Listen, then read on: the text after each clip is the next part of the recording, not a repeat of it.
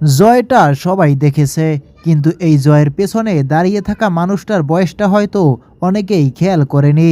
প্রায় ৪০ বছর, যে বয়সে অধিকাংশ ফুটবলার ক্যারিয়ারের শেষ অধ্যায়ে পৌঁছে যান, সে বয়সে তিনি এখনও দেশের জন্য নিজের সর্বস্ব উজাড় করে দিচ্ছেন। টানা ১২০ মিনিট মাঠ জুড়ে দৌড়েছেন, লড়েছেন, নেতৃত্ব দিয়েছেন। ক্লান্তি ছিল, চাপ ছিল, তবুও একবারও দায়িত্ব থেকে সরে যাননি। চাইলেই বদলি হয়ে মাঠ ছাড়তে পারতেন, কিন্তু তিনি জানতেন এমন কিছু মুহূর্ত আসে যখন একজন নেতার উপস্থিতি দলের সবচেয়ে বড় শক্তি।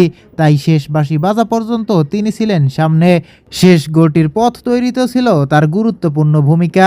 সে যদি হাফ টাইম খেলে মাঠ ছাড়তে পারত, তাহলে হয়তো আজ কেপ ভার্দের সাথে পেরে উঠত না আর্জেন্টিনা। মেসি চায় ২০২৬ সালের বিশ্বকাপটাও তার দলকে এনে দিতে। প্রিয় দর্শক, মেসির আশা কি সত্যিই পূরণ হবে? আপনার মতামত কমেন্ট করে জানিয়ে দিন। আর বিশ্বকাপের সকল আপডেট পেতে অবশ্যই চ্যানেলটি সাবস্ক্রাইব করুন।